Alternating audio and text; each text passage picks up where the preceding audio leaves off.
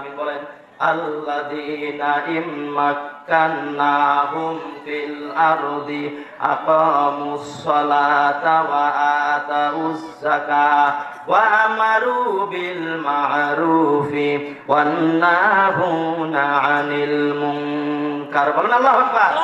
আল্লাহ রাব্বুল আলামিন সুন্দর করে আয়াতের মধ্যে 4 দফা কর্মসূচি ঘোষণা করেছেন। 1 নম্বর কর্মসূচি হলো, আমি আল্লাহ রাব্বুল আলামিন যতই কোন ইসলাম প্রিয় মানুষের হাতে ক্ষমতা হস্তান্তর করি, ওই ইসলাম প্রিয় লোকটা আল্লাহর জমিনে ক্ষমতা পাওয়ার সাথে সাথে রাষ্ট্রীয়ভাবে নামাজ কায়েম করবে। ধরে বলেন সুবহানাল্লাহ।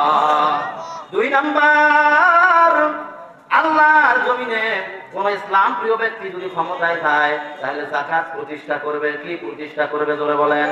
তাহলে নামাজ, যাকাত প্রতিষ্ঠা করবে। 3 নাম্বার, আল্লাহ রাব্বুল আলামিনের প্রিয় বান্দা সৎ কাজের আদেশ দিবে এবং অসৎ কাজ থেকে নিষেধ করবে। ধরে বলেন সুবহানাল্লাহ। আপনাদের কাছে আমার প্রশ্ন হলো, 53 বছর হয় স্বাধীনতা হওয়ার, অনেক ক্ষমতার রদবদল হয়েছে, পরিবর্তন হয়েছে, বিভিন্ন সরকার আসছে গেছে। 53 বছরে যারাই ক্ষমতায় গেছে তারা কি নামাজ প্রতিষ্ঠিত করেছে? তারা কি যাকাত রাষ্ট্রীয়ভাবে প্রতিষ্ঠিত করেছে? সৎ কাজের আদেশ করেছে? অসৎ কাজে নিষেধ করেছে?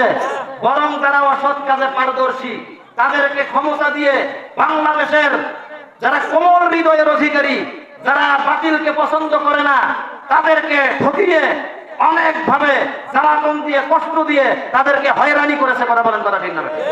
তাহলে 53 বছরে আল্লাহর জমিনে এই 4 দফা কর্ম যদি আমরা বাস্তবায়ন দেখি নাই, আমরা যারা মুসলমান এখন আছি, আমরা কি আগামীতে কোরআনের পার্লামেন্ট দেখতে চাই কি চাই না? ধরে বলেন।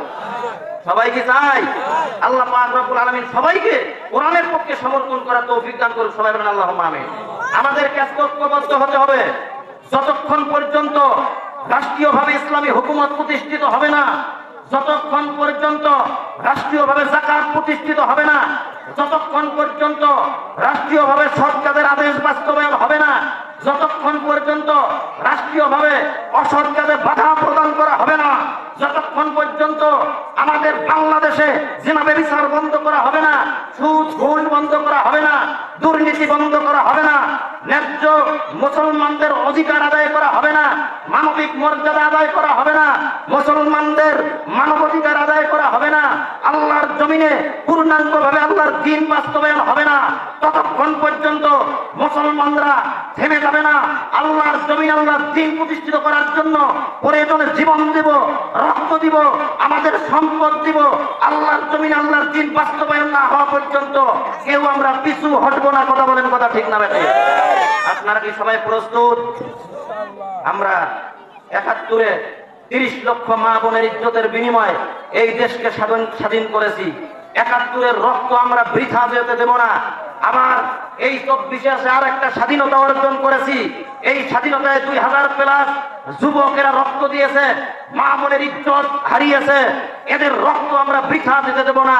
আল্লাহর জমিনে আল্লাহর দ্বীন বাস্তবায়নের মাধ্যমে সমস্ত অপশক্তির মোকাবেলা করব। কথা বলেন, কথা ঠিক না বেঠিক? স্বাধীনতা চাইনি আমি এই স্বাধীনতা, স্বাধীনতা পাইনি আমি এই সেই স্বাধীনতা। কি পেয়েছি আমরা? স্বাধীনতা চাইনি আমি এই স্বাধীনতা, স্বাধীনতা পাইনি আমি সেই স্বাধীনতা।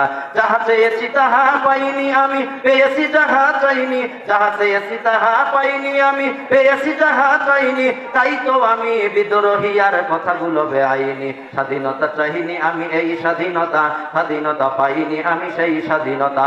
ঠিক কিনা বলেন?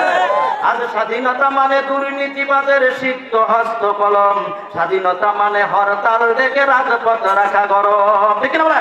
স্বাধীনতা মানে রাজনীতি নামে দুর্নীতিবাদের সিক্ত হস্ত কলম, স্বাধীনতা মানে হরতাল ডেকে রাজপথ রাখা গরম। এদিকে দ্রব্য মূল্যে আগুন, মুখে যায় না ভাত, অভাবের লাগি কৃষক মরে, অনাহারে কাটে রাত। ঠিক না বলেন? আমরা অনাহারে রাত কাটা আর দেখতে চাই না। আমরা জেনা ব্যভিচার আর দেখতে চাই না। মুসলমানদের ইজ্জত আবরু নিয়ে খেল তামাশা আর দেখতে চাই না। আমরা ইসলামের পক্ষে, মুসলমানদের পক্ষে আমরা সদা সর্বদাই প্রস্তুত থাকবো। কথা বলেন, কথা ঠিক না বেঠিক?